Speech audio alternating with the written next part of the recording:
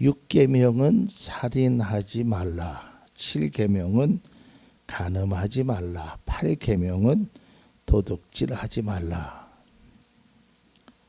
어떠한 설명도 되어 있지 않습니다. 아주 매우 명확하고 간략하게 되어 있습니다. 6계명과 7계명, 8계명을 우리가 보면 이 중에서 우리가 아주 자신 있게 얘기할 수 있는, 또 10계명 전체에서 우리 이것만큼은 내가 절대적으로 지킬 수 있다라고 하는 것이 바로 6계명이 아닐까. 그것만큼은 자신 있다.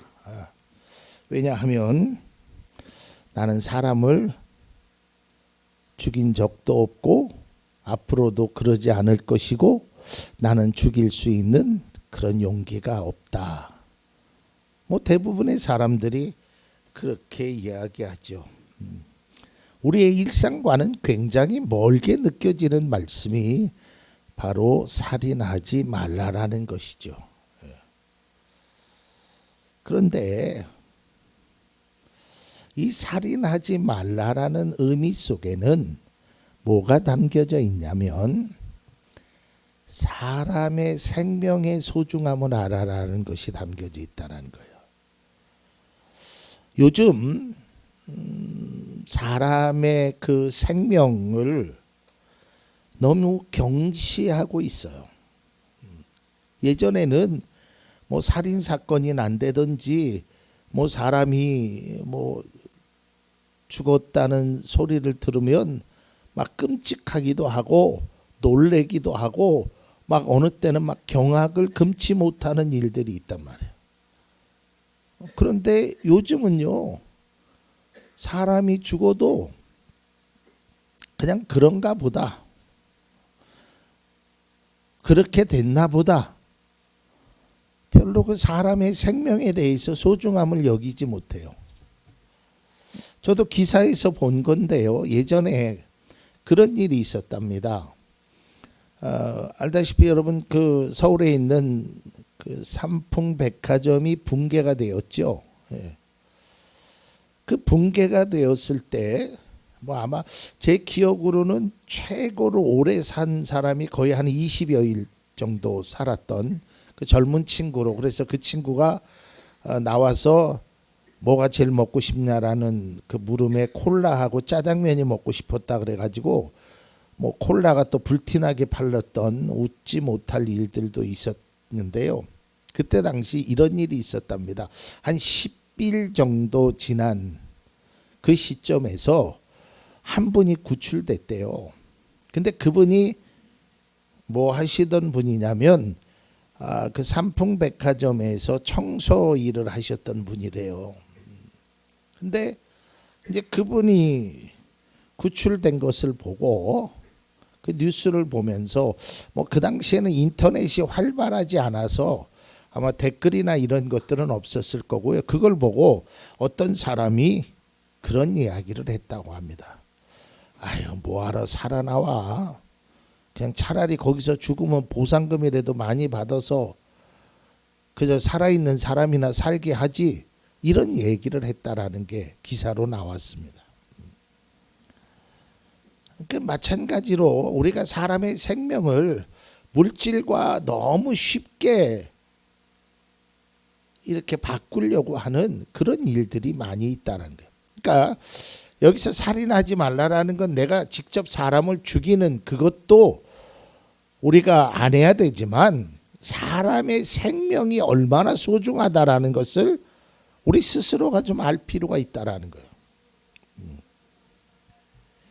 하나님께서는 자기의 형상대로 사람을 지으셨어요. 다른 거는 다 말씀으로 빛이 있어라, 뭐가 있어라, 뭐가 나눠져라 이렇게 말씀하셨는데 사람만큼은 자기의 형상에 따라 하나님의 인격적인 그것을 담게 하는, 하나님의 그 마음을 담게 하는 그것을 불어넣어 주셔서 생명이 되었단 말이죠. 그렇기 때문에 하나님은 다른 사람의 피를 흘리면 안 된다고 성경에 분명히 말씀하였고, 또 내가 직접적으로 다른 사람을 해치지는 않더라도 우리가 생명의 소중함이 얼마나 귀하다는 것인가를 좀 깨달아 알 필요가 있단 말이에요. 창세기 9장 6절에 보면 사람은 하나님의 형상대로 지음을 받았으니 누구든지 사람을 죽인 자는 죽임을 당할 것이다. 사람의 생명이 얼마나 귀한 것. 다시 말해서 제6계명은 살인이 있고 없음에 관한 문제 이전에 그 기본적인 그 진리인 인간의 생명이 얼마나 존엄한지를, 그것을 우리가 생각해야 된다라는 것이죠. 인간의 생명을 파괴하는 일은 금해야 된다라는 거예요. 하나님의 백성이 된 사람들은 그래서 사람을 살리는 일을 해야 돼요. 사람을 죽이는 일을 하면 안 돼요. 대부분 앞서도 말했지만 우리가 생각하기는 다른 계명은 몰라도 우리는 살인만큼은 완벽하게 절대적으로 행하지 않을 것이라고 생각하지만, 내가 꼭 직접적으로 사람을 죽여야만 죽이는 일이 아니란 말이에요. 간접적으로도 얼마든지 사람을 죽일 수 있어요. 또 여기서 죽인다는 것이 꼭 목숨을 잃게 하는 그것 떠나서 그 사람을 아주 못 살게 하는 것, 그것 또한 간접적인 살인이 된단 말이에요. 여러분, 뉴스 같은 거 보시면 특별히 그 연예인들이나 유명한 분들이 세상을 떠나는 분들이 있지요. 다 그런 것은 아니지만 일부의 사람은 많은 사람들의 비난과 그 오해로 생긴 그 많은 댓글들에 의해서 생명을 던지는 경우가 있습니다. 그리고 사람이 살 수 있는 기회를 박탈시키는 거예요. 방치하는 거예요. 이것 또한 우리가 살인이라는 것을 깨달아야 합니다. 그래서 예수님께서는 이렇게 말씀합니다. 마태복음 5장 21절에서 22절입니다. 옛사람들에게 말하기를 살인하지 말아라. 누구든지 살인하는 사람은 재판을 받아야 할 것이다 한 것을 너희가 들었다. 그러나 나는 너희에게 말한다. 자기 형제나 자매에게 성내는 사람은 누구나 심판을 받는다. 자기 형제나 자매에게 얼간이라고 말하는 사람은 누구나 공회에 불려갈 것이요, 또 바보라고 말하는 사람은 지옥불에 던져질 것이다. 그래서 라가라는 욕이에요. 그것은 미련한 놈, 무가치한 놈, 이렇게 말하는 사람은 이 사람의 그 한 사람의 가치가 얼마나 중요한가를 우리가 스스로 모른단 말이에요. 하나님의 형상으로 지음받은 인간에 대해서 멸시하면 안 돼요. 제가 오늘 예배 시작하기 전에 그런 말씀을 드렸죠. 세상의 사람들은 나름대로 등급을 매겨요. 우리가 스스로 몰라서 그렇지 우리도 다 세상의 사람들이 나에게 등급을 매기고 있단 말이에요. 내 신용은 몇 등급이고 내가 어느 뭐 상점이나 어느 은행이나 갔을 때 그런 나의 등급이 있어요, 다. 근데 그런 등급은 뭘 의미하냐면 저 사람이 얼마나 가지고 있는지, 얼마나 능력이 있는지 그것에 관해서.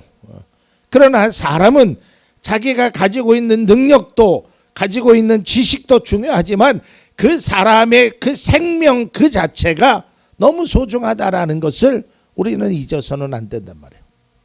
자막을 좀 지워주실까요? 주님은 한 사람을 무가치하게 여기는 마음과 생각을 살인이라 그랬어요. 그러니까 여기 계신, 아니 이 세상에 살아있는 모든 사람은 그 생명의 소중함이 있음을 서로가 인정해라라는 거예요.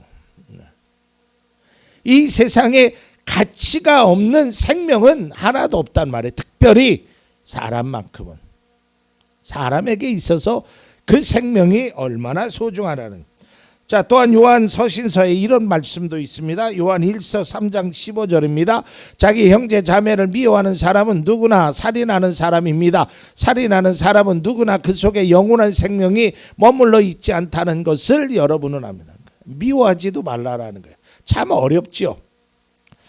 제가 이 말씀을 준비하면서 저도 처음에는 살인하지 말아라. 아유, 나는 여지까지 60년을 살아오면서 사람을 죽인 적도 없고 또 내가 죽일 만큼의 그러한 힘을 가진 것도 아니고 나는 죽을 때까지 사람을 죽이지 않을 것이다. 자신 있게 이 말씀을 설교하려고 출발했습니다. 그런데 말씀을 묵상하고 말씀을 준비하다 보니까 내가 말한 것 때문에 상처를 입은 사람이 있겠지. 그러면서 이렇게 지나간 거를 필름처럼 지나보니까 있더라고요. 근데 그건 내가 알고 있는 거지 내가 모르고 있는 건 더 많이 있다라는 거예요. 제가 그 사자성어를 찾았다가 지금은 잃어버렸는데요. 잊어버렸는데요. 여러분 그런 말 알지요? 무심코 던진 돌에 개구리는 맞아서 죽는다. 이게 사자성어가 있습니다. 나는 전혀 그런 의도가 없었고 전혀 생각지도 않아. 그런데 그 말에 그 행동에 상처받은 사람이 있단 말이죠. 그래서 이 6계명을 통해서 우리가 다시 한번 꼭 깨달아야 될 제가 3가지를 한번 정리해 보았습니다. 첫 번째로는 사람의 생명이 고귀하다. 이걸 깨달아야 돼요.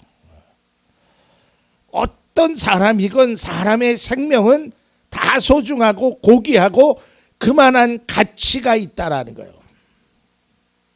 그 다음에 두 번째로는 그러기에 누구도 생명을 함부로 해서는 안 된다.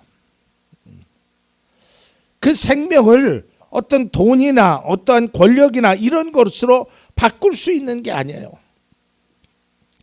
사람의 가치는 이것은 세상의 그 무엇보다도 소중하고 귀한 것이에요. 그래서 그것이 3번째입니다. 생명과 바꿀 수 있는 것은 아무도 없다. 그리고요, 내 생명이 소중하면 다른 사람의 생명도 소중한 거예요. 그래서 이 살인하지 말라라는 이 말씀에 우리가 다시 한번 생각해야 될 것은 내가 다른 사람을 무시하거나 다른 사람을 업신여기는 그런 일도 우리가 행해서는 안 되겠다. 그것이 꼭 살인이라고 말할 수는 없겠지만 잘못되다가는 그 말 한마디로가 사람에게 큰 상처를 주고 오히려 그 사람이 회복되지 못한다면 그것은 큰 상처라는 것이죠. 여러분, 제가 늘 그런 얘기 하잖아요. 누가 말하지 않아도 자기 자신이 알아요. 굳이 꼭 그걸 파내려고 하지 않아도 돼요. 물론 모르는 사람도 있겠지요. 그런데 그 모르는 사람은 사실은 말한다고 해서 바뀌지 않더라고요. 그러니 우리가 굳이 다른 사람의 마음을 아프게 하거나 다른 사람을 곤란에 빠지게 하거나 다른 사람을 핍박하거나 그 일은 우리가 행하지 않는 것이 바로 살인하지 말라라는 그런 계명을 또한 지키는 그러한 일이 되는 것입니다. 그리고 끝으로 중요한 것은 살인하지 않는 것으로 끝나는 것이 아니라 생명의 소중함, 한 사람의 가치. 왜냐하면 하나님이 소중하다 그랬어요. 하나님이 귀하다 그랬어요. 그걸 내가 참 우리나라 사람은요. 글쎄 제가 뭐 다 세계를 다녀본 거는 아니지만 우리나라 사람의 욕은 참 찰져요. 특히 옛날 어르신들 한 욕들은요. 요즘 젊은 아이들 욕하는 건 아무것도 아니에요. 옛날 그 할머니들 뭐 제가 이 대중적인 데서 뭐라라고 욕을 할 수는 없지만 참 찰져요. 그런데요. 그렇게 욕을 하시던 그 할머니들은 욕은 그렇게 하지만 그 속에 사랑이 있었어요.